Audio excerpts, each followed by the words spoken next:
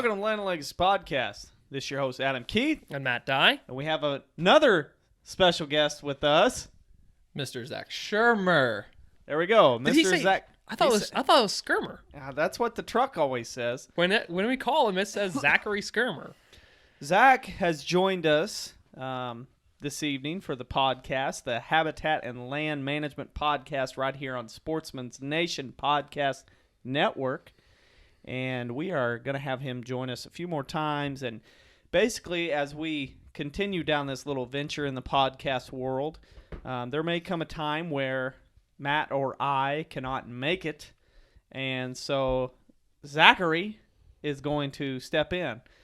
He's a big part of the production that we do, and especially the biggest part of the podcast videos that we upload on YouTube and our Facebook page. If you haven't seen them, check them out, because there's going to come a time when we're talking about maps and various things. I think 2 weeks ago, yeah, we did. There was we broke down a property, and so you needed to be able to see that map.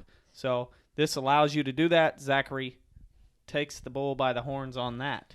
So he is gonna join us and talk about some of the other stuff as you. What, I don't know, six podcasts ago, he discussed kind of his evolving as a hunter and land manager. And so he's sitting with us today as we are going to cover a long list or several different topics. We have a very busy week of the turkey season just finished up, and we are now rolling into another very important season. Matt, what is that? Food plot season. It is here. Springtime came late, but is here for sure, as it's in the 80s, almost 90 degrees here in Missouri. It reached low 92 yesterday. Did it really? Yeah. It was hot, but man, it got up there. And I think they're saying for the same thing on Saturday too. So it's food plot season definitely here, full swing for us as we're getting some properties lined out. And we're going to talk about that today, some things that we saw in the field, some things we implemented. And then you guys were down at the Praire Hollow property in addition to that, and saw some other things, some cool perspectives on some work that's been getting done. And we're go through all that, kind of the cost share, the background of that, what programs are enrolled, the implementation of that. And then honestly, we're going to be upfront, transparent, and just tell you exactly when it comes to monetary aspect, what it cost, what comes back to our pockets for doing the work that everyone wants done on their property anyhow. And then we got kind of a unique question to pose after all that about some current topics here, especially in Missouri, and I'm sure probably across the country. So that's the breakdown. That's what we're going to go through today and cover some topics. So you guys ready? Always. This week's podcast brought to you by RTP Outdoors, makers of the Genesis Drill, Goliath Crimper, the Groundbreaker, and they're located right there in, I forget the name of the town, but basically St. Louis is what I always, it's basically a just suburb. West of St. Louis. People ask us where we're from. We say Springfield, Missouri, because we're basically Springfield, even though we're in a separate town. But the reason we're talking about RTP Outdoors today is because it was a groundbreaking day for us with the no-till drill. Did you like that dad joke? Yeah. And so anyway, we are going to cover kind of Matt, you ran it. What'd you think? Yeah. Oh, I love it. We were working there in South Central Missouri and doing some filming stuff and helping the landowner get some food plots in. But, I like the system of that drill. We've run numerous just in careers and getting things going. John Deere, Haybuster, Great Plains, all that stuff before. But I have not ever found one that is more simple to get ready and get going. You put seed in, calibration, make a few adjustments, a couple tweaks, and you're planting.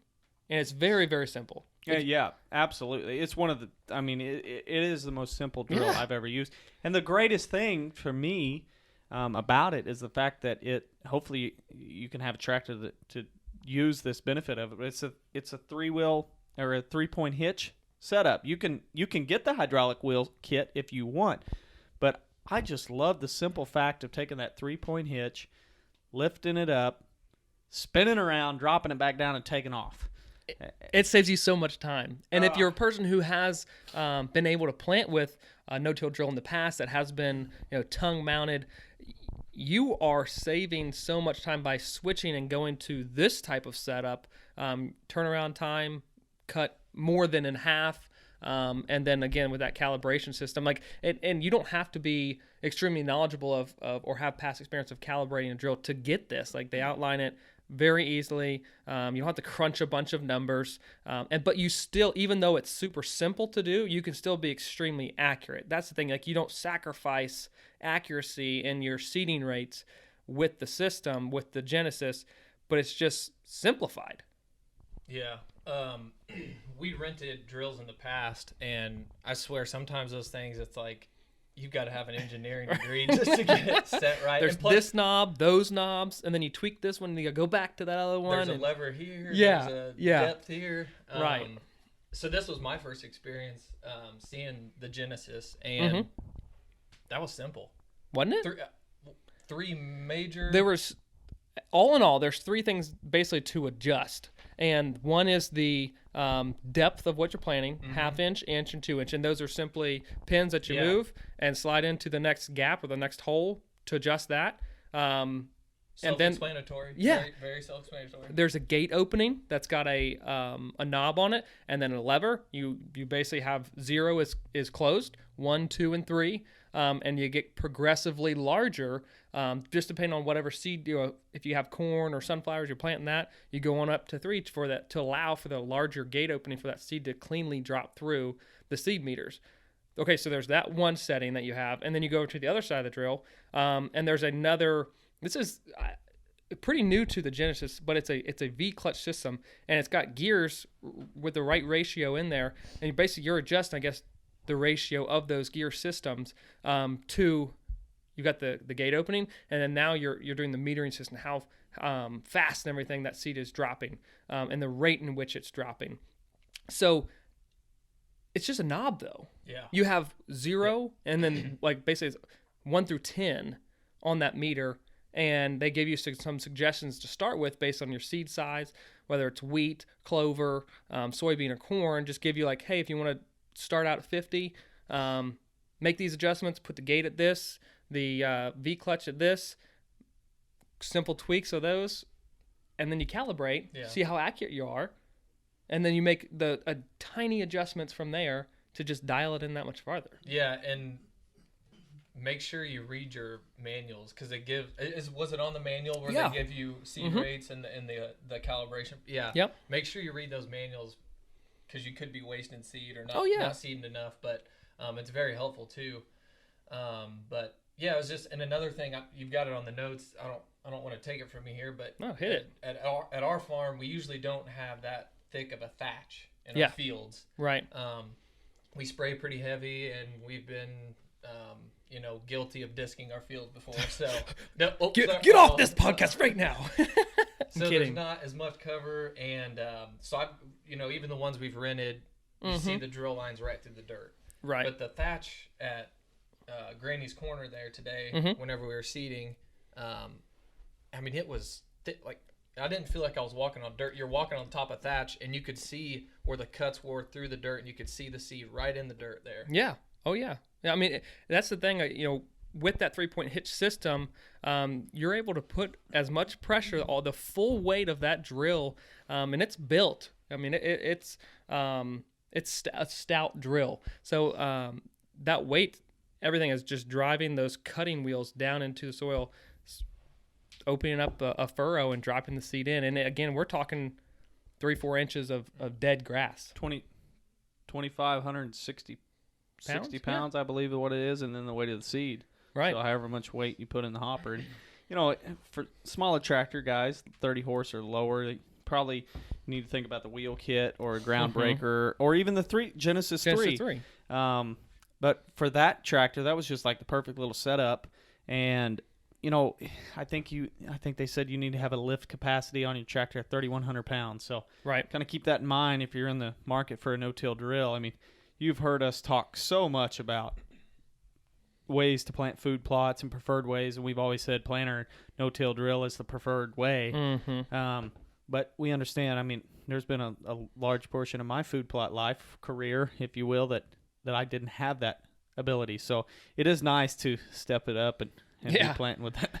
It's so much easier. And that was the crazy thing. We were planting the Game Changer soybean from Stratton and the large portion of the food plot, and then around the edges we're kind of doing some food plot architecture. But then the downtime, if you will, from switching from the Game Changer to the Heritage Blend to have a larger, more structure around the edges and then more diversity there on the farm.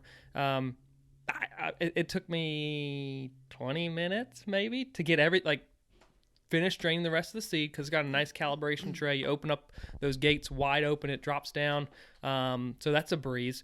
And then poured more seed in, got it right, checked the calibration, good to go, seeds in the ground, off to the races. I mean, it really was easy. Yeah, super easy. And that brings up another interesting point when Zach was talking about the thatch in the food plot, is even Nathaniel was with us. He's like, boy, I would have just thought about mowing this and disking it up. Yeah. And I mean, there was a time in my life where I would have thought the same thing. Well, it's time to plant. Basically, there's no way in this condition that's plantable right now in this stage.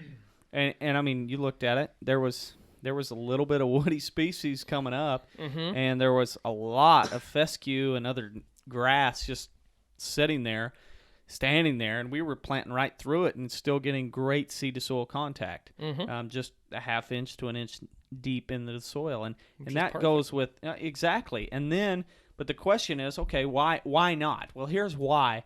When you think about, okay, well, we've talked so much about trying not to expose the soil or turn the soil. If we went in there and sprayed this and then mowed it and then disked it, think about the temperatures we're getting right now.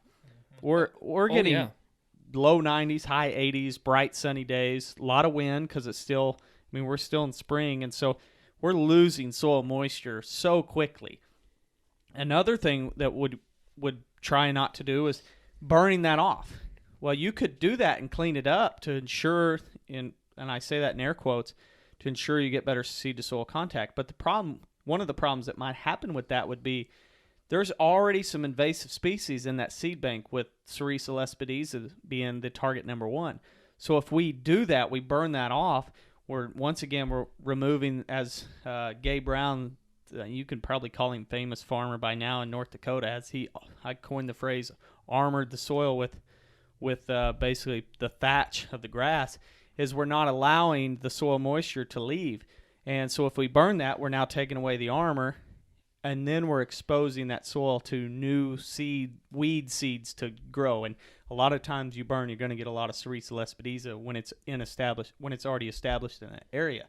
So there would be a great growth of Sericea lespedeza in the process of that. So you're just a little bit further behind in your process. So for us, we went in, drilled right through it, sprayed it, or I guess we sprayed it yesterday, and then drilled right through it. So we're already way ahead of the game. Now we're just waiting on some more rain to continue that cycle, because it rained there this morning. So that's one of the things I think that, again, when it comes to conventional methods, you always hear, oh, you got to spray 2 weeks ahead and make sure that stuff's all dead. No, you don't. We've been very successful in the past few years of either spraying day of or spraying just a couple days ahead of time as that grass is just dying and laying itself over.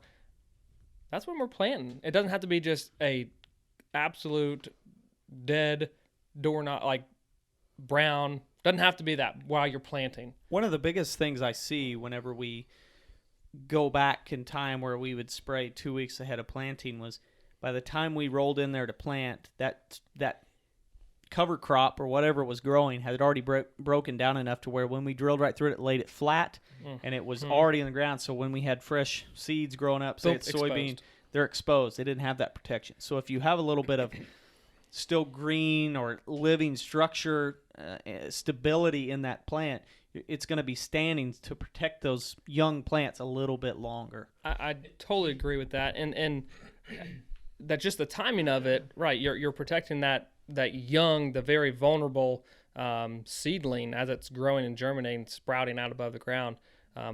obviously that's very attractive.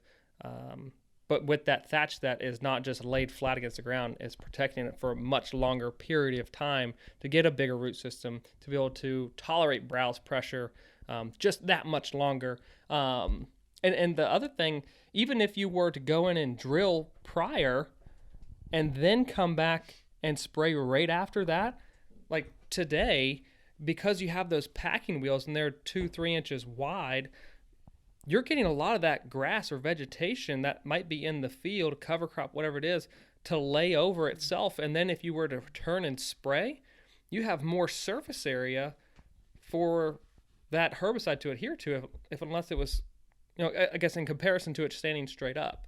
If it's laid over, there's just more contact for that herbicide to hit. The one important thing about that is making sure you are using a contact herbicide like glyphosate and not something that's ground active, because if it's ground active and as soon as those soybeans hit, if it's a herbicide that can harm them, you're going to have trouble. So that's one thing to keep in mind for that. Sherman, you had something you wanted to say.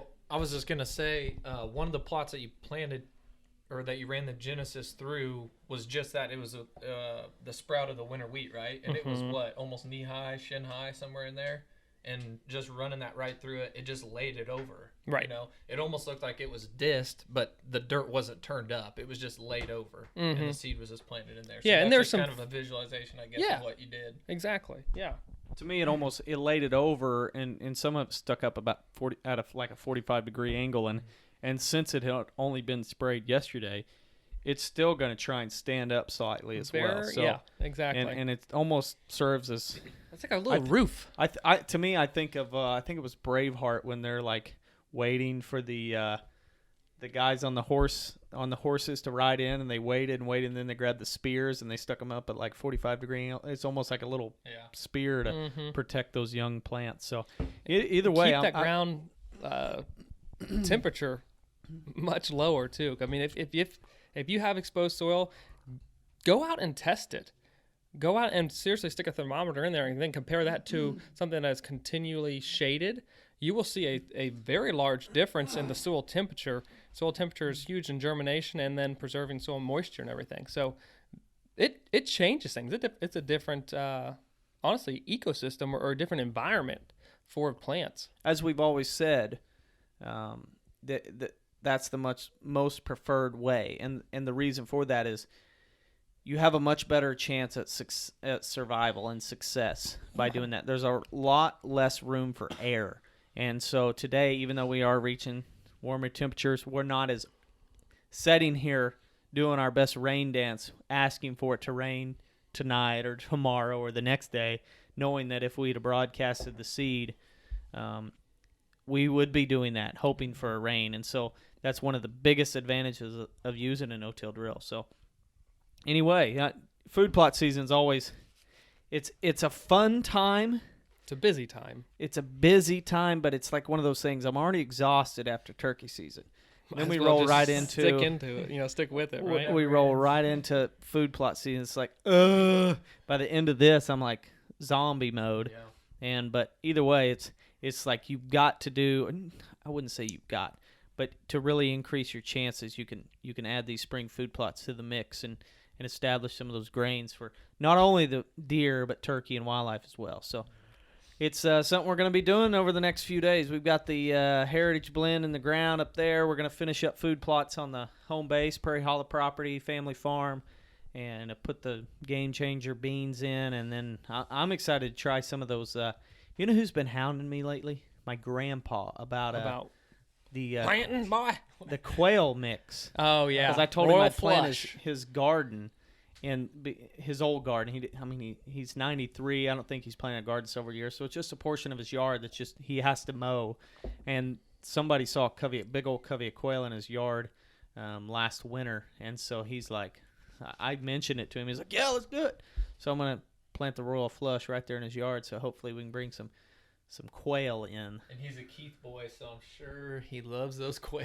He's a McVeigh. Oh, okay. It's my mom's dad, but he's the still one that bloodline. He's the one that really, loved quail. My dad loved quail too, but Grandpa's the one that was just like ate up with it. So definitely something I'm excited about as well. Now, Matt, What's next? Next is what has been happening and occurring at the Praire Hollow property for really the past probably 2 to 3 months. This goes beyond the timber harvest that's ongoing on the property. We have been doing follow-up management techniques in the areas, and then taking it a next step further and doing basically it's a temporary forest opening and a permanent forest opening, and government programs to get cost share benefit for those practices, and they're done. Some of the temporary forest openings are done. We'll have more to do, but some of the permanent forest openings, aka food plots, are finished. Yeah, and I think that's a good point of saying that there is a difference between the two. The biggest difference is one is the temporary is basically laid out in areas where there's not much timber value, almost none, and we are cutting 99% of the trees. And basically the reason for that is to get regeneration of new trees that hopefully have more value and are more beneficial to the area. And you know, when it comes to clear cuts, that's a word that a lot of people hate, but it is such a great thing for the wildlife, especially in this little layout, to where we took two 2-acre portions and we went in and cut 99% of the trees in these areas. By hand. It doesn't have to have big equipment to do this. This is all chainsaw and elbow grease and back braces. And basically we walked in and you know what? The most important thing, or the greatest thing about these two temporary forest openings, is we were going to do them anyway. Oh, yeah. We were going to lay out these areas to try and improve the bedding. But understanding government contracts and cost share plans, it made sense to just see what they had in mind. And we talked to our Missouri Department of Conservation private lands biologist for our county and found out that there were some programs for that. So we basically got paid to do that. Now, here's the great part. Since we were already going to do that, that just means that we could take that money that we made in that cost share program and put it back into the farm in other ways.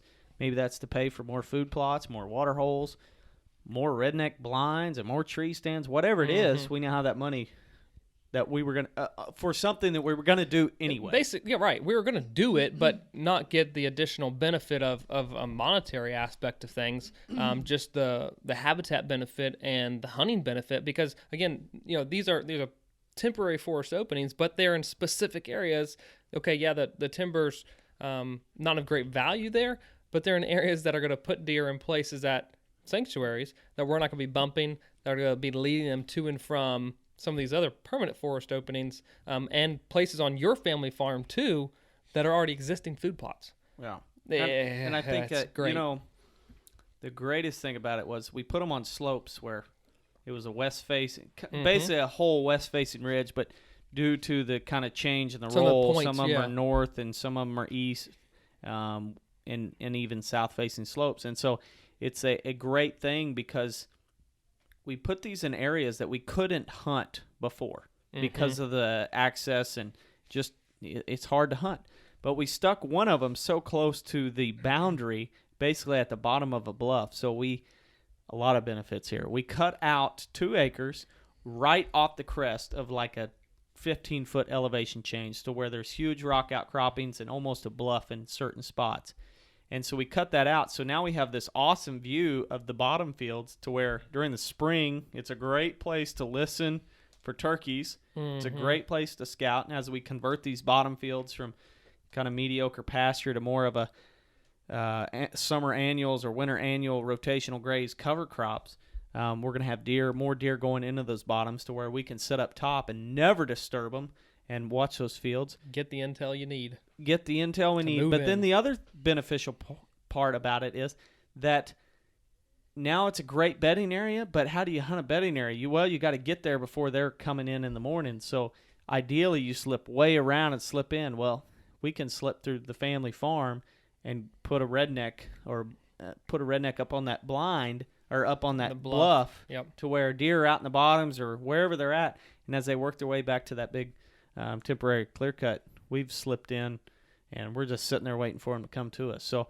we took an area that we couldn't hunt or haven't hunted in the past, and now we made it a great little place to hunt. So while improving the habitat, and that's first and foremost why we did it. So I'm chuckling in my head because it's funny, of all these benefits that we're talking about, they're associated with the clear cut, and how like just the name clear cut just sometimes can infuriate people or just make them scratch their head, and we just rattled off and could continue to rattle off the benefits of these areas strategically placed, but it's going to be incredible for the habitat and hunting, and I encourage people to educate themselves on the clear cuts further, and what that may happen, what the response may be in their specific region of the regeneration of plants. Yeah, that 2 acre clear cut looked a lot bigger than what it was. Like, right? I got the drone up and flew some really high shots above it, and it looks huge, and it looks really cool on that bluff too. But just kind of what I think whenever I see it, I think that it's going to be a perfect bedding area, because if you were to be in there late fall, winter time, I think they could lay up in there and look all the way into that bottom field. So they wanted, they feel safety looking that way. They get the wind in their favor. It just seems like a perfect spot for it. And that's the thing, since the very northern bottom field had been planted, we started seeing, Adam, especially right there after that timber harvest had been done on that slope, initially, a lot of deer starting to bed right there on that west-facing slope, and that was a new thing. But in reality, it makes perfect sense. It's in close proximity to those big, large destination food plots or crop fields, but a deer is so protected there from above. You can't climb down these bluffs and rocks without spooking, without alerting a deer. They're going to know. They're going to know if you're coming from that direction. They're going to be able to look from below and see you coming up. And then in a lot of these areas, the wind is swirling. So it's a perfect place to bed. We want them to bed there just because of proximity reasons. And for the additional reasons, we can't hunt it. So let's put them there. So it all makes perfect sense. It all flows. And I think that's important to basically the overall plan of any property, no matter where you're at. I think one of the biggest things that is exciting about it is you look at that ridge, and that was the first place that the timber crew hit. It was kind of that learning experience of how aggressive and how much we wanted them to stop cutting or cut more aggressive, just learning the logger. And as they moved through that, now that was in, I think, July is when they moved in. And so we had a few months of growing season left, but not a lot. Yep. And now this year, we're only a month into really a lot of growth, and it's already just a green. Golly, there's so much green growth in there. And I mean, you and Chad cut out that northern temporary opening, and you found one of our native honeysuckles in there. Yeah. I actually asked Kristen today, Bird, that's our MDC private lands biologist, and she said, I don't see that hardly anywhere when I'm out. And it's funny because there was that big main vine, and then you look around and scattered around it, there's sprouts here, and here, and here. And I can only assume from this point on that it's going to continue to grow and flourish in that partial shade environment. Well, and I went into that I walked the edges with her because she had to put through a GPS on it. And I walked in there, and there was a slender milkweed growing on that south-facing slope. And when you know it, as soon as I walked up to it, here came a bumblebee, buzzed in and then flew off. And it's like, here's this slope that has been just closed canopy, very just a little bit of value. Honestly, it can be summed up in just poor habitat. It was just poor, yeah. That's poor. And we open up that canopy, and immediately we're starting to see, we're seeing browse all over the trees that we just dropped. We're seeing browse on all the new growth that's coming up. We're seeing all these new plants that we haven't seen because they've been so suppressed. And it's just very encouraging to continue doing it. Not even 1 year. Not even one year. Not even 1 year. And this is the change so far that we're seeing. And guess what? We haven't even burned it yet. Exactly. And so that's to me, And, as we said last week, there's been a little bit of a few people that are a little bit concerned when they drive by and see it, and they're like, well, there's treetops everywhere. It looks kind of nasty. It's like, give me 5 years. I say walk in there. Tell me what's so bad. Yeah. Look across the ground and then go back to your property and tell me, was yours still leaves or was it green underneath? Because that's forage, that's cover. And I think this is an interesting point for Sherman to step in here on this because we've in the last, it's changed a lot for us in the last 10 years. He's still kind of new to this whole mindset of really diving in and oh man, I did you just say it? I just said it. I heard it. We're gonna have to set up like a jar, a jar to where like it's like a curse jar. I said it. I have to put $1 in there. It's going to be a can of worms and then dive on in, or dive on in, whatever it is. Yeah, we're gonna have some combination. And by the end of it, we're gonna go buy a new truck. Seriously, by podcast 500, we will have tons of money to play with. We'll buy a new ranch. Yeah. So from the phrase "dive on in," I'd be fine with that. Yeah. Well, this phrase bought us, or that phrase bought us a ranch. Yeah. Anyway, and I think for him, I say this all the time: nature loves chaos. Nature loves chaos. Nature loves diversity and everything like that. But I will admit it, if you were a person that have gotten used to seeing the closed canopy forest or the park-like setting, and you drove by a timber harvest like that, you immediately say it's ugly. You almost cringe a little bit. Oh yeah. And I told this to Kristen today. I don't hate trees. You don't hate trees. None of us hate trees. I love trees. I love nature probably just as much as the biggest nature lover out there. Probably even I may even love it more than the person who chained themselves to a tree. Weirdo. To stop the dozers. Hey, he dove on into that situation. He can't say much to me considering our conversation, our movie conversation before. So, why don't you go watch a chick flick? So anyway, that's fine. I told her I just don't. I don't hate trees, but what I hate seeing is trees fighting with each other to be healthy. And when I see a closed canopy forest, I see unhealthy trees. Now, they may not seem that way from the outside, but if you were to check out the growth rings of a tree that has been growing in a closed canopy forest versus a woodland or a savanna, you're going to see a big difference. And that big difference means that tree is growing faster because it is getting more nutrients. It is a healthier tree. It's in a healthier environment to be able to grow bigger and better. And I think that just an understanding of tree species and what their role is in the environment, you're able to look at something and say, that forest, that timber stand shouldn't be like that. That this site should be different. It should have more open canopy. It should have larger canopies, fuller trees, grasses underneath, forbs underneath. Sedges. But it doesn't. It doesn't. And today, whenever we went into that spot, there were sedges. I pointed those out to you. And so that goes back to my original question. Shermer, think about your development as understanding timber management and how the nature, you hear me talk all the time about the natural history of our landscape. And so just kind of break down that whole seeing a timber harvest versus park setting or whatever. Yeah. Yeah. Well, I guess you could describe most of our farm as a park setting, except I would say maybe a park setting has a little bit more grass underneath, whereas we have more leaves. But, right. It's. I was telling Adam on the way back too. It's a different thing to actually to see it, like see it either being taken place or the results after. And some of the shoots we went on last year, and then today, what I saw at the Praire Hollow. It looks like a tangled mess, but when you walk up in it and you're standing in the clear cut, the harvest or the TSI unit, you just feel the sun coming in and it just feels like there's more life around you or that there's going to be more life around you. And it's really cool. And it's something that we're working on really hard on our farm right now. We just have a lot of work ahead of us, but we're starting with those cedars. And I told Adam this too. It's awesome to see results, and I saw results in one of our burn units. I had cleared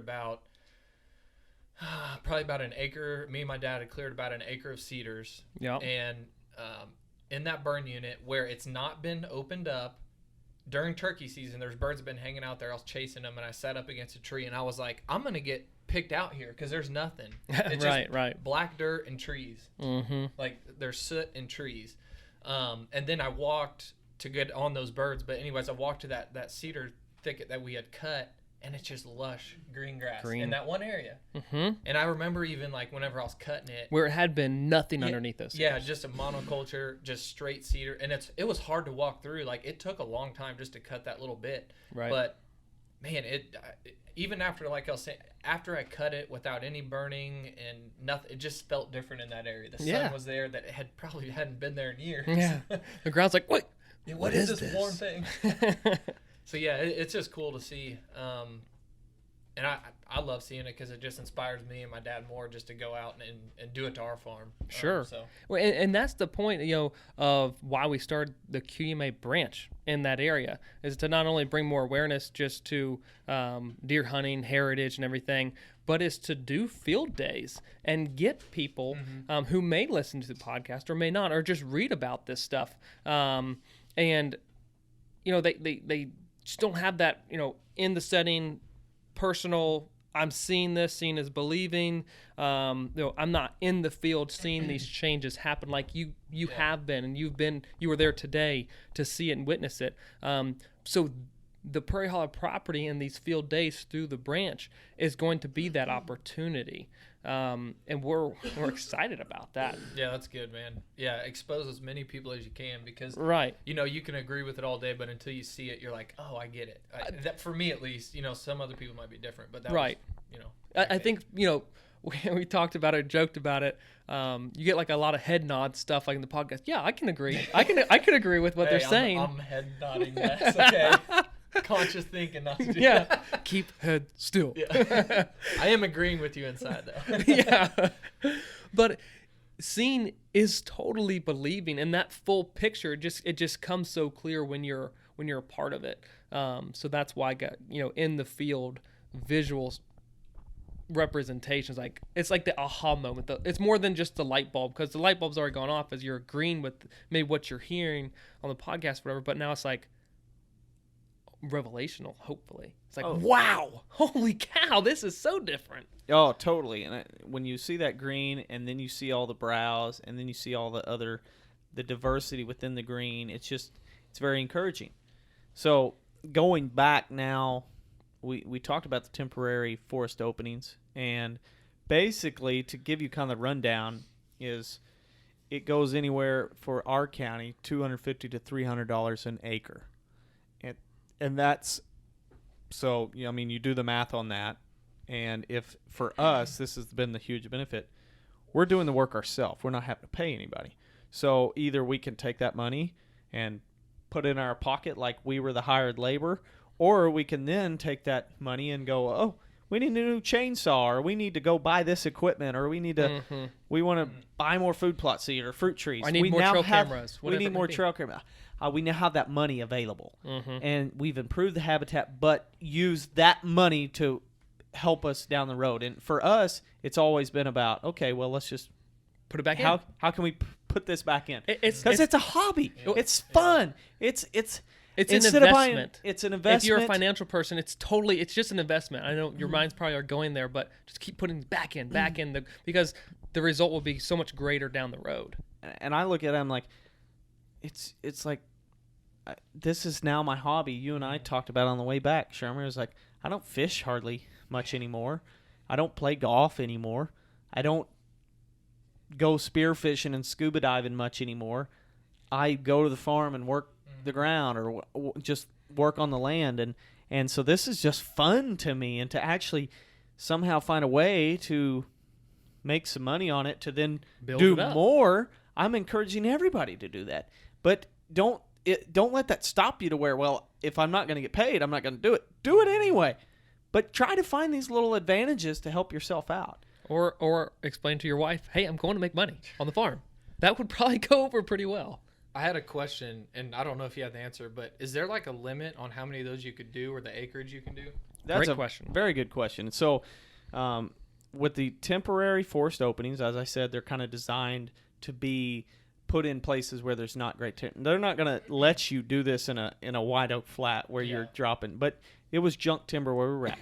And for that program is 1 per every 40 acres. Okay. So it can be gridded out differently, but 1 per every 40 acres. And so and it can be up to 2 or 3 acres. I can't remember correctly, but it's like it has a top. And so that's goes into the MDC funding versus federal funding. Now, from what I understand, and this is a podcast that's coming in the future talking about government programs. And as I said, there'll be like 5 podcasts probably that cover it, and we won't have to. But the government programs for state here at MDC, you can enter in and have like a cap of $6,000. And so you can find ways to make that money on the farm, as whether that's clear cut, edge feathering, ponds, whatever. But on the federal side, there's not a cap, from what I understand, to where you do these equip programs to where if you're doing glade restoration, woodland restoration, oak savanna restoration, pollinators, you can just keep doing it as long as you're implementing. Now, what will hurt you is signing up and doing that, or signing up to do it and then not going through with it will hurt you. You have to follow through, right? And so for us, now that we're kind of getting a track record of we signed up, we did it, and so we get a little bit higher on that list to where it's like a preference. Yeah. Hey, so, they've showed good favor. They're actually doing it. Let's continue to reward them. It helps us. Yeah. So you have to kind of work towards that federal. You have to kind of work towards getting. Is that what you're saying? No, with the federal, it's a little different because we aren't doing any federal things right now because we're doing the logging operation. Yeah. Once we finish that, we need to do a forestry management plan by somebody in that department, and so or a certified. It just left my brain. Forester? CSP, or what do they call that? Yeah. Yeah. Anyway, a forester, and we get a written TSP, plan. TSP, that technical service provider. We get a forestry management plan written, and then we can do glade restoration or woodland restoration. We can start qualifying for that. Right, be the federal. So right now we're holding because we're doing the timber harvest. And the budgets and everything change. So that's why there's a kind of the preference. Oh, you guys are doing well. Well, you guys can get this money hopefully before everyone else does. If there's a big list or a hold up, like one of our clients planted, probably 120 acres. 120 acres of warm season grasses, and he was Forbes. That was the big part of it. Oh yeah, huge. Because it was a quail program. Yeah, I want to say it was open for like a day in his county. And he was one of 3 people who actually got acreages awarded to him to be able to plant it. But there was a longer list. So, you can build that up, but there is a cap on that. Yeah. And so that goes with, once again, saying it's there for us to use, but don't let it prevent you from. That's the biggest message I'll preach all day long about government programs is don't try to, rely on the government to do your work, but the money is set aside for these programs. So if you're doing it, I encourage you to check them out. Improved habitat is better than not improving habitat. Just whichever way you go about it, using government programs or not, or you have to wait a year, but you'd rather see it done, go ahead and do it. And so I'll explain a little bit about the permanent forestry permanent forest openings. And those have to be de-rooted. So all the trees there had to be, however it is, those root wads have to be pulled up. So we had a track loader. He came in and he went to work. He did a fantastic job. And then, he floated it, and it's flat. And you saw it, Shermer. Yeah. It looks great. It's all flat. Usually it's all tore up after a big dozer gets in there. You even when they do de-stump, you can still see some depressions typically where stumps used to be. It just didn't fill correctly. I've seen that a lot, and typically that's with this is not that case. Your excavators. Yes. I see they that a lot when pull it out, and then they don't. It'd take a lot of time for them to smooth it back out. So, I've seen all of them, but I can promise you right now I'm a big fan of the track loader way because that looks good. Yeah. And he's going to have an awesome bonfire we're dude, we're going to see them from outer space. Yeah. That's the thing about it is, there's those trees were junk on those ridges. And so there was a few decent trees that we'll pull out and run them through a sawmill and get some slabs out of them. But for the most part, there wasn't really much value. So we have big old treetops there that are kind of pushed off the side. We're going to plant kind of away from them. We're not going to plant right up to them because it ain't going to last because it's going to get hot. Very, very hot. And so anyway, those areas, $500 an acre is what the program is. And so, I mean, they're 2 acres, so basically $1,000 a food plot, and then you add all that together. So there's to give 3 you of an those, idea, 3 of those, and 2 2 the temporaries. So basically, what happened was our dozer bill was just over $5,000, and all said and done, we made $5,900 and some change. And so since we didn't take out any of the money from the temporary, we basically have $900+ to the positive, to the good, put back into whatever it is we decide to do. And now we have 3 food plots, 3 awesome looking food plots, and 2 really great bedding areas. So and this is 6 acres worth of food plot. Like that's a healthy amount. Yeah. And we didn't have to pay anything for it. Yeah. That's incredible. Yeah. And now we have, as we talk more and more about edge, it's just whenever we've talked about the color coordinating habitats and different things, is we went from having all red, if you will, for closed canopy forest, to now we've got 3 big, huge green dots in the middle of that, and then 2 big blue dots in the middle of it. So just breaking up that monotony. And I told you I want a glitter party when it's all said and done, where it's just a bunch of confetti spread out everywhere. So very fragmented landscape, and that's what we're going for. So that broke down the whole food plot, temporary and permanent forestry openings, and kind of the price ranges for everything. But I know we have one more big thing to cover. And this is one of those things that's been, we've also talked about, this, especially this time of year, you see the post, you see these topics come up, but one that I hope with talking about these temporary forest openings and things that you can be doing on your property itself, we're going to pose the question. I want everyone to think and consider the property that they hunt. Maybe it's the property that you own, maybe it's the property that you manage, you lease, whatever it is, wherever you hunt. Turkeys in a lot of places are sitting on nests. Fawns are getting ready to drop. If you were a doe, mature doe, or you were a hen building a nest, sitting on a nest, is there an ideal spot? Is there the appropriate cover on the place that you hunt? Is it even present? Like, can you imagine it? If you're thinking, if you already don't have, if you're thinking about a place, you're trying to there's a treetop over there, then one treetop probably is not going to do it. But if you're automatically thinking, I got that spot over there, that's thick, I got this over here, that's good and thick, I got scattered places, now you're on your way. But if you're struggling to find an area on those places that you hunt, there's an issue. Huge issue. And I think one of the, in the quail world, they throw out softballs and see if they can see the softball through the habitat. I've seen people, I think MSU Deer Lab threw out a basketball or something. Football, yeah. And basically, because same thing, if you can see the basketball, then you need to improve the habitat. And if you can't see the basketball, then you have adequate early successional young forest growth, to where you can a fawn has a better chance at surviving.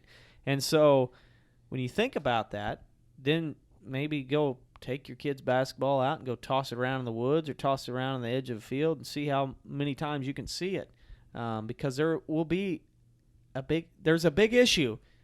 We go back to that park setting. If you have a large part of your property is closed canopy hardwoods and you can see 200 yards through it, think about a doe trying to successfully raise a fawn in that landscape. And it's not only the first 3 weeks of life. We're talking the first 4 to 6 months of life for a fawn. I don't think coyotes and other predators stop after 3 weeks. Right. They're like, oh, yeah, you're big enough. We're good. You need that continued growth, continued cover. So basically, if you're thinking, there's a hayfield down the bottom, that hayfield probably is going to get cut at some point during the summer. That's not going to be adequate cover for that fawn to make it. We're trying to recruit fawns. We're trying to recruit poults into an adult life cycle. Like, if you don't have the appropriate habitat and cover to get it there, period, bar none, you're gonna be behind on the curve, if you will. And we can go a bunch of different directions with this, but I mean, think about it like the start this. of life is the most important. Oh, for sure. And if my wife and I are, let's say we're going to have a baby, and we're not going to take it to the big city and go down a dark alley and say, let's have it here. Yeah. Is it the perfect place? Yeah, it's dark. Nobody else is here. We're not doing that. And a doe Did or you just hear a switchblade? Yeah. What was that? Yeah. What is that sound? Oh, we're good here. We're fine. Oh, it's a guy with a shovel. Don't worry about it. Yeah. Why is he raising it over his head? Yeah, we're not. Don't worry, sir. We're just going to raise a child here. Yeah. So that's one of those things. A doe or a hen, they're not searching for places to have their offspring that aren't safe. Now the problem is they may live in a landscape that doesn't offer a safe place. So they have to try to find the best that they can, and when they do that, there's a less likely chance that that offspring is going to survive. And when you look at the landscape that we have created due to poor management, there's a large portion of that doesn't have the adequate cover or habitat for successful I would recruitment. Be no doubt majority.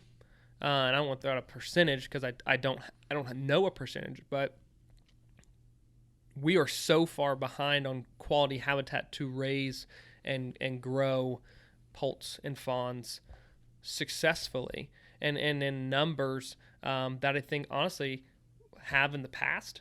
And we've been spoiled. Oh, we've been extremely spoiled. When you think about like how many dairy farms have you hunted in your life where you're like, man, those turkeys are always out there, those dairies. And the habitat is poor.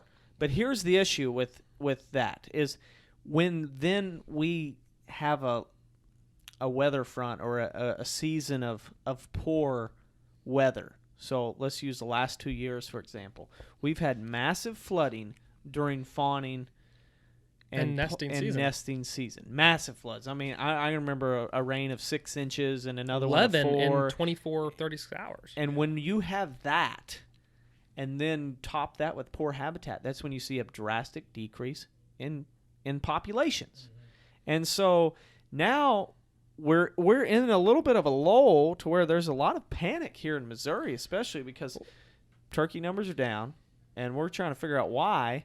And then you go into this spring that we've had of cooler temperatures, so the birds that were there weren't gobbling real well, and to where now it's like, oh my gosh, what can we point the finger at? Where is it going to fall? I can tell you. And I'm a little bit, I mean, I'm going to just give it to you straight right here, but take that finger and turn around and point it back at yourself, because we're all responsible for the poor habitat we have in our landscape due to lack of education or not doing it or riding the easy train and saying, well, there's turkeys there. I don't really need to do anything. Yeah. I hear that so much with turkeys. And their survival rate per egg laid to actual adult recruited into adult age structure for a turkey is horrible. I mean, horrible. Quail is 10%, make it through the first year, I think. Turkeys terrible. Is just above that, but I mean, it's bad. I think they say 70% of quail don't make it to the next year, is what we heard at our Quail Forever meeting. So poor. It's terrible. Either way, terrible. But where the rubber meets the road is habitat. And here's an example. You just brought up rainstorms and drought. A lot of times in areas like that, timbers or habitat's not managed, the thickest places are along creek banks, and that's just it's always thick because it's not maintained. We don't go in there to plant right there against the creek or whatever. But those are the areas get flooded. But that's where most of the fawns may be, or where turkeys may be nesting, because that's the only cover that they have, or that's the best cover, and boom, they get flooded. Whereas if you were to take some of that quality cover that might be right there along the creek that we haven't manipulated or changed, and move it out from those areas, hey, now we're looking somewhere. Now we might have the ability to, okay, I can't control the floods, but I can control the habitat, and I can put it in places where that flood is not going to interfere with the nesting as much as if I hadn't done anything, if that makes sense. And that's just one small example. Whenever he was talking about the floods, and I remember it was last spring, because we had to use a John boat to cross whenever we were turkey hunting. Yeah. But that what you just said immediately popped in my head. It's like, okay, like around our farm, we have river oats that pop up all over around our bottoms. And it's really thick cover, so I imagine turkeys are probably nesting in there, trying to raise their young there. Let's move that back up on the ridge where we where we can keep them safe. If there is same a flood. Composition of cover. But let's not just have that focus it right here, or only have it right here because of just default of the natural habitat. But let's increase the quality of habitat elsewhere. Displace where the hens are going to nest. They're just going to go default there because that's the best. But man, don't force them into a situation where if you do have that massive rain, they're kind of SOL. Yeah, for sure. You were looking at me and Matt, come on, man. And I think of not just having great habitat in the bottoms. Like, try to. What do you think? What word am I thinking right now? Diversity. Having that early succession, that great nesting, fawning habitat, not just in bottoms, not just on ridge tops, not just on south-facing slopes, not just on north-facing slopes, but try to break that up to where you have it in the timber, you have it on the edge of fields, you have it in a portion of a small field or a little opening in the woods. Try to have it scattered around to where there's not just one hen or one doe that's going to try and raise young on your property. Giving them that ability to search out several places across the farm is only going to improve it and allow you to have better populations. That goes right into last week's long rant. We have not enough time on this one, but when we talk about that edge habitat that we're wanting to add on the edge of all of our food plots that we're establishing this year of native grasses, wildflowers, and then you do the edge feathering. You do that around all your little openings, you're going to have just a huge amount right there around your food plots. Then you throw in some of these temporary forest openings and some really aggressive TSI or a timber harvest. Now you have great habitat throughout the entire landscape where a deer, a doe, or a fawn, or a doe or a hen doesn't have to go very far to find great cover to raise a young. And that's the thing. It's like, okay, we blamed, those 2 last springs, darn them, and all that rain. Well, if you had the right habitat and the right places, maybe those rains wouldn't have affected that much. And we haven't even brought into, but I'm gonna get into this topic now, is predators. Is how many times do predators get a bad name for the drop in, fawn recruitment rate or turkey, not being successful in nesting and hatching. 100% of the time, not really. It feels like it anymore. 100% of the time is pretty.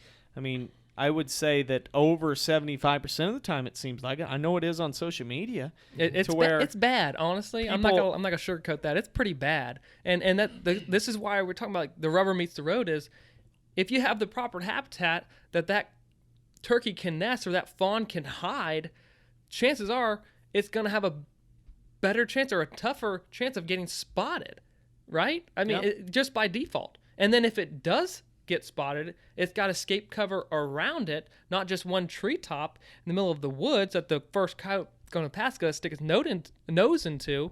It's got the ability to escape and then to hide again. We have to have that. And if you don't have it, then sure, you're going to blame a coyote. But that coyote is not the issue. It's the habitat. I was hunting the public land the beginning of the last week of Missouri turkey season, and a lot of the area that I was hunting right next to the food plots, they had just let them grow up to native grasses, whatever. I jumped 3 hens off their nest, and like what you just said, they just ran like 30 yards and just stood squatted. There. Yeah, and it's like they were hiding from me, and some of them I couldn't even. I mean, I could hear them, and then they'd just stop. Yeah, they were just right there, but that tall grass, some of it was chest high, and it was like, they had all the cover in the world. Right. They could bury their eggs in there. It was awesome. Mm-hmm. And that's the thing. It's like we continue to them, you were a predator, but they evaded you because you got basically into their bubble, but then they got far enough away, which really wasn't that far, 30 yards. So if you compare that to a hen, if she's on a nest in the middle of a big open timber, but you got one treetop, you bump her off that, she's not going to stop at 30 yards, basically. She's going to continue to run and get out of sight from you. So we have to have the right composition of habitat in place for them to successfully nest and rear young. And that goes, right into our podcast, is the coyote really to blame? When you think Yeah. about predation and how, if you have the healthiest doe out there, chances are a predator's not going to be able to get her.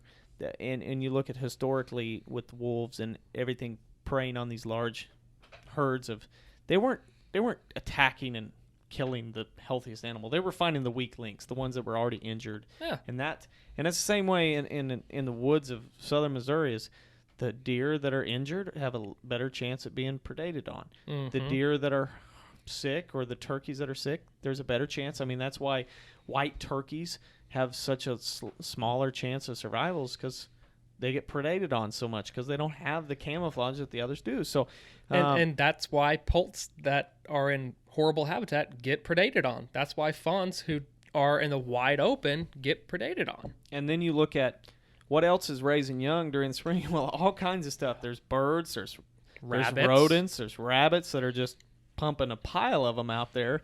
If you have the right habitat to where you actually have a healthy population of rabbits, to where a coyote doesn't have to go very far before he bumps into something else that may not be a fawn or a turkey poult. If you've never seen like a young rabbit, they're so easy to catch, and they scream, and everyone comes running to help them. It's like, that's such an easy meal. If I was a coyote, I'd be like, where is the cottontail? Yeah. Give me a cottontail right now. Yeah, and he's doing the same thing. He's working to survive.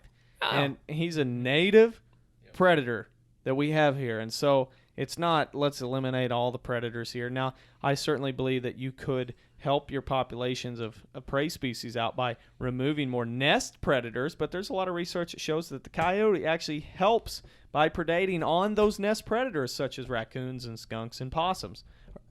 And so I think that's certainly something that you could think about is, okay, maybe when I trap, I'm going to trap a bunch of nest predators because I know I'm hurting on that. But I know that you're better off focusing on habitat and then I'm going to say some trapping. 100% of the time. Oh, yeah. And that's again why this podcast is focused around habitat. Again, the rubber meets the road at habitat. You make changes, deer respond, communities respond. I might need to add rubber meets the road on this cup. Seriously. Well, no, it's just, you took away dive in. Can we at least open up a can of worms on that one too? We can. Ice in it. Yeah. It's a joke, man. Come on. I added a cup here for the people listening that I added a cup that says dive in jar. So it's our little, if you say it, you have to add $1. We need to get, seriously, a piggy bank or a mason jar and just do it. Yeah. So, that goes right there with habitat. Let's not blame something that's a small portion of maybe an issue, but let's look at the overall issue of less habitat, poor habitat that we have across the landscape. And that goes from invasive species to unmanaged timber to, I'm going to struggle with this one, but bush hogging at the wrong time of the year for no apparent reason. That's one of those that just clean kills it me. up. Gotta clean it up. Gotta clean it up. And I'm gonna go bush hog. I'm gonna slick her off. And so that's one of those. Is like, yeah, man, or they do that right before deer season. It's like, I gotta clean up those fields so I can see them deer. I didn't get around to bush hogging it, and now she's gotten away from me, so I better go ahead and just slick her off for deer season. I didn't cut hay. I better bush hog so I it, can see the deer. Yeah. And the deer run through it 100 miles an hour. And they're like, or what in the world happened? Or just go around the edges like, I'm not getting myself into that field. Are you kidding me? That's a gauntlet. That's a death trap. There's orange dots all around this. I can smell the bacon grease from here. Yeah. So that's just one of those things. Coffee. I mean, we talk about that. Let's, you had a conversation with our game warden. Man, I'm really struggling today. about the harvest, 2018 harvest, and how traditionally Douglas County, good old Booger County in Missouri, kills over about 700. 600 to 700 birds annually in the spring. That's a 3-week season too. So typically that's a lot of birds in a county. It's a big county, but still 600 to 700 birds each year. And that's total too, youth and yes, okay, yes. And I talked to him Thursday of the last week, and at that time, Douglas County had checked in 293 birds for this spring.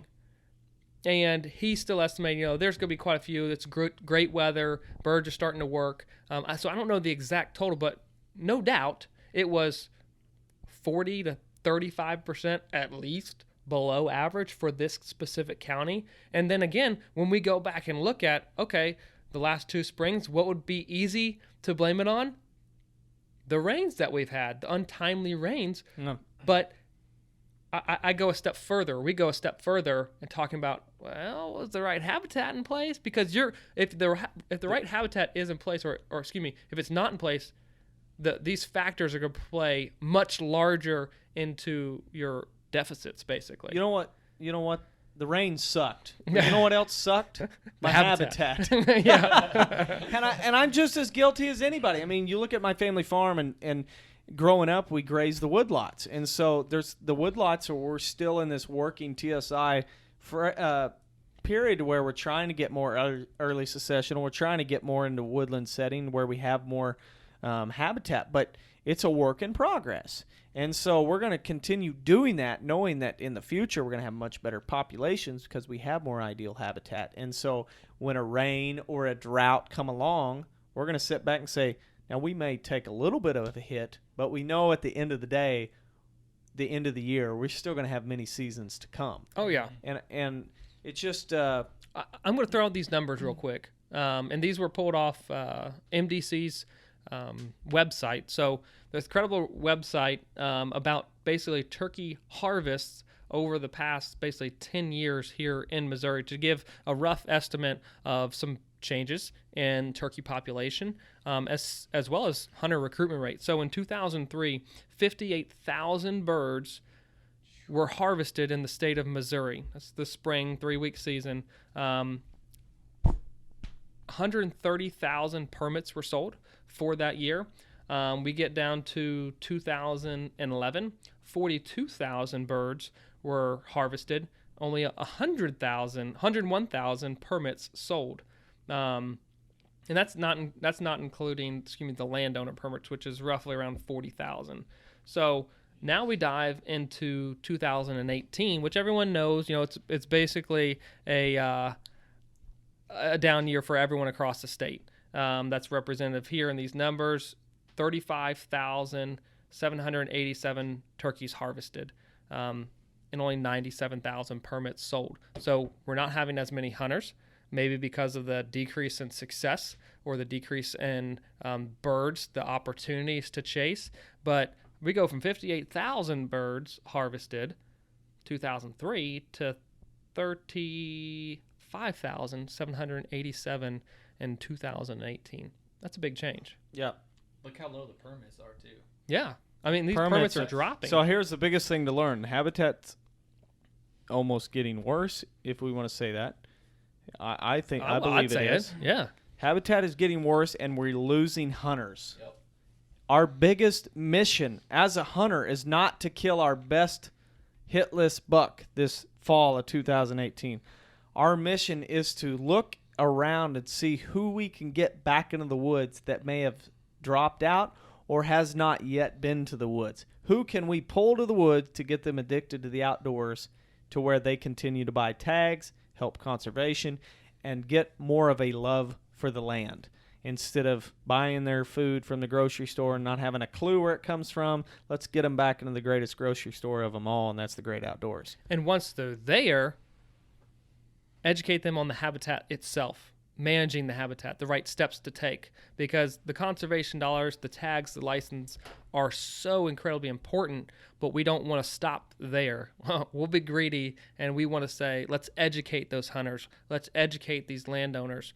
Let's educate these outdoor enthusiasts to understand, okay, beyond just hunting license sales, what else is changing? And it's the habitat. And again, that's what is the foundation for the animals we chase, the success that we see, the opportunities that we are allotted each year. So we need to focus on that as well, in addition to recruiting hunters. And think outside the box. It doesn't just come to taking them out during gun season and saying, hey, let's go deer hunting. Let's go enjoy deer camp. Think about trying to get them involved during the summer months. And you know, some people, they can be addicted to the outdoors and never put the crosshairs on a deer. They could be addicted to the outdoors by going out and trying to save pollinator and save some bat or save whatever it is, a hellbender in the rivers. Mm-hmm. There's it takes all kinds, and so just getting people in the outdoors helps all of us. Whether they're a hunter or not, they're still getting the outdoors and putting their dollars in improving nature. One of the biggest things I think we're seeing as a trend right now is shed hunting, and that I think has brought in so many basically non-hunters or wives or girlfriends, or again just non-hunters who are guys, middle-aged guys who are like, you're going out walking, it's kind of like a hike, right? Yeah, but you just helped me look for the sheds of my hit list buck, and they're like, whatever, I'll go with you. But it's fun, it's engaging. They're getting them outdoors. That's a start. Find those activities. Morel mushroom hunting. It's just so important to think outside the box, just beyond, again, pulling the triggers. Not everyone's ready for that year one. No. And that's perfectly fine. Not at all. Mentor them. Get them there to that stage if they want to be there. Yeah. If not, respect them. Yeah, absolutely. I think it's definitely it's time to wake up, really. It's time to look around and say, okay, let's improve habitat. Let's get people in the outdoors. And let's think about, would you rather? What's that movie where he's like, wake up, idiot? Were you thinking of that? No. It's like Talladega Nights or something, or oh yeah. He's like, I'm gonna stick a knife in my leg. Yeah. I just remember the line. Yeah. Don't you do that? Wake up, idiot. Wake up, idiot. You're not hurt. Yeah. That leg, you can feel. Don't you put that knife in your leg? I just bought a van. It's actually out there right now. I'm thinking maybe it's real Step nice. Brothers. Is it Step Brothers? I don't know. I thought it was Napoleon Dynamite. Whenever he said, know. "Wake up, idiot." Anyway. Would you rather watch Talladega Nights or Step Brothers? Would you rather watch Talladega Nights or Step Brothers? I'm gonna say Step Brothers. I'm gonna go cut some trees. Matt would I've say seen the them too much. choice. Yeah. That's fine. Little It's a good inside movie. joke on Matt's love for chick flicks. So, would you rather? We assumed that when you said you liked The Choice. That was a good movie. It's a good movie. Watch it with your wife. That she'll appreciate it. You probably didn't even watch it with your wife. I did. You probably I did. watched it. I would bet You're $20 gonna bet what? bill that you watched it before you watched it on your own or somewhere down the road, and then you were like, hey, wifey, why don't we watch this movie? It's really good. Hey, hold on. I bet he got a little choked up when he watched it by himself the first time.